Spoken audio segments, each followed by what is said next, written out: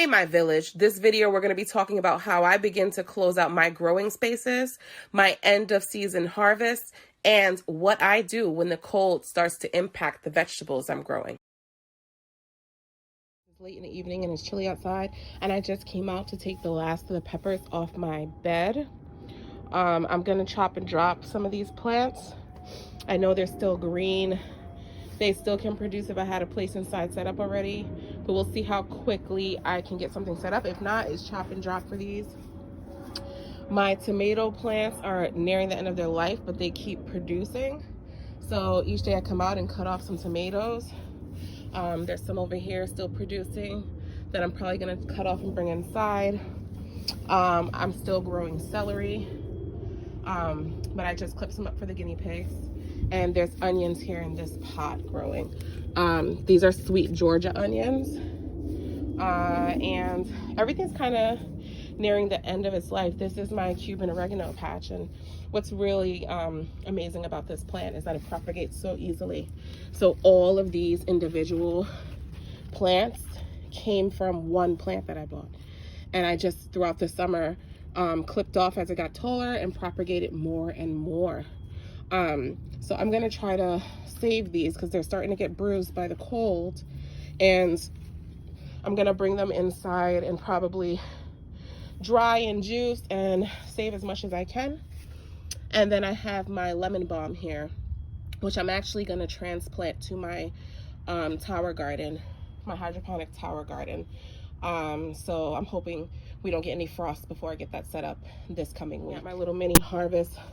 A lot of the plants or peppers were growing in odd from the cold and kind of being stunted, and maybe some of the minerals running out in the soil because I haven't added anything else to it. So I'm probably going to pickle the good parts. Here the jalapenos stopped really growing big, so I'm gonna pickle these as well. I saved one little sucker from my tomato plant, so I'm gonna try to grow it inside. So this is gonna be a little project coming up. And these are some of the tomatoes I clipped off today that are turning that I'm just gonna bring inside and add to my bunch that's in my kitchen. Here's my celery that I'm just gonna give to the guinea pigs because they love it so much.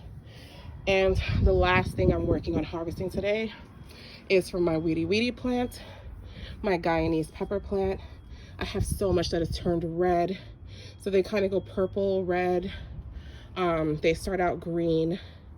So I'm gonna go through, and if you see some of them are getting overripe, I'm gonna go through and clip off all the reds. This plant will die soon when the frost comes because it likes the warm weather, but tons and tons. This is one plant. It's a bushy plant. It produces tiny little, about 1/2 inch peppers, and they are super hot but super flavorful. They've actually heightened our chili this season, so I'm actually making a chili today. So I'm just gonna harvest all the red and probably freeze some of it, and from some of them harvest the seeds, because I will attempt to grow another plant over the winter in my hydroponic tower garden in the back. But this is what it looks like. Such a beautiful plant. Look it down there. It's so bushy. This is all one plant, guys. One plant in a pot, and I did this in a pot. Imagine if you did this in a soil, it probably grows so much bigger. But yeah, it produces so much. So if you can get your hands on one of these plants or one of these seeds or a few of them, you only need probably about one for the summer to produce so much for you, unless you're planning on producing a lot of hot sauce. But this is it. I already have a bunch frozen in my freezer.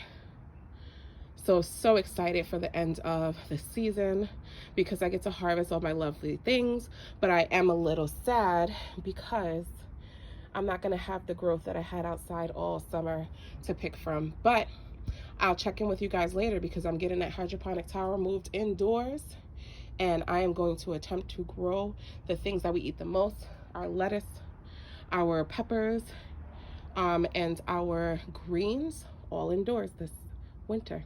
Stay tuned. Hey, thanks for watching. Subscribe, hit that like button, check out our videos. See you soon.